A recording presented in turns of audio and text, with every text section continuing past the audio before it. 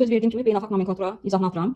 3 dənə ardıcıl qayda var. Onları yadınızda saxlayandan sonra və o ardıcıllıqla getdikdən sonra beynəlxalq nomenklaturada artıq problem qalmır. Bunun üçün birinci addımımız öyrəndiyimiz kimi karbon atomlarının daxil olduğu ən uzun zəncir seçəcəyik. Əvvəl şübhə edirəm, sonra hansı bir nümunələr çəkib onun üstündə bir izah edəcəm. Deməli, ən uzun zəncir seçirik. İkinci, zəncir radikal yaxın olan tərəfdən radikalı əzbərləmişdik. Metil, etil, propil, butil, bax bu tərəfdən, yəni kənara çıxanlar tərəfdən nömrələyirik. Əvvəlcə radikalın birləşdiyi karbon atomunun nömrəsini yazırıq. Məsələn, 3-ə birləşibsə 3, 4-ə birləşibsə 4. Əgər eyni radikaldan 2 dənə olsa di, 3 dənə olsa tri, 4 dənə olsa tetra. Bu şəkildə əvvəl radikalın nömrəsi və rəqəmləri yazdıq. Sonra radikalın adı oxunur. Ən sonda isə zəncirin adı deyilir. Yəni zəncirdə neçə karbon var onu. Misal üçün dediyimizi ən sadə nümunə ilə biraz nisbətən balaca zəncirli ilə başlayaq. CH3, CH, CH2 və CH3. Aşağıdan da bir dənə CH3. Birinci qayda nə dedik? Ən uzun zəncir. Ən uzun zəncir baxanda burada görünür ki, bax bu hissə ən uzun zəncirdir. Bax bura.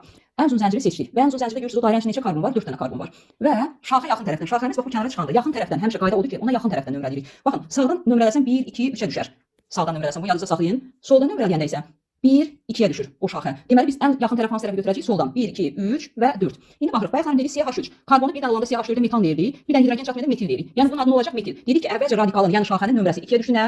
Metil. Sonra adı 2 metil. Və ən sonda neçə dənə karbon saxlayırdı? Ən şaxədə, yəni zəncirdə neçə karbon var? 4. Necə sayılır? Metan, etan, propan, butan. Yəni 4-ə nə deyirdik? Butan. Bax bu şəkildə. Biraz tutaq ki, başqa bir nümunə yazaq, biraz nisbətən mürəkkəb olsun. Bir də hidrogenləri tamamlamaq öyrədim sizə.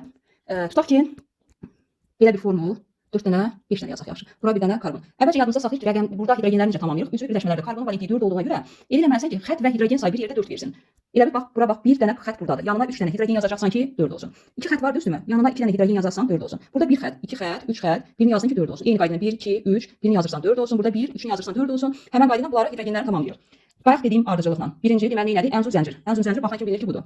Artıq burada 2 dənə kənara çıxan, yəni 2 dənə şaxə var. Baxanda görünür sağdanmı şaxəyə? Bax 2 başlanğıc var. Bir buradır, bir də buradır. Biri sağdan mı qoysam radikala daha tez çataram, yoxsa soldan mı qoysam? Təbii ki, sağdan qoysam. Biri bura qoydum. 2 artıq burada radikala çatdı. Bax, 2 radikala çatdı. Buradan soldan qoysaydım 1, 2, 3-ə çatardı. Ona görə sol yox, biz eləmədik ən yaxın tərəf. Sağdan 2 davam edəcəyik. 3, 4, 5. Aha, deməli, bu dəfə fikir verin. 2 ilə 3-ə düşən ikisi də CH3. Bayaq dedik metil radikal, amma 2 dənə metil radikalı. 2 dənə metili, yəni 2 dənə eyni radikalın varlığını göstərməkdir di sözü, söz önlüyü. 2, 3, di.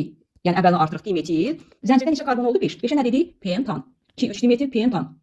İndi mən sizə birini verirəm. Siz onu adlandırarsınız. Mən atarsınız. Mən bilim ki, adlandırmamı başa düşdünüz yoxsa düşmədiniz. Tutaq ki, yenə də 5 dənə yazaq.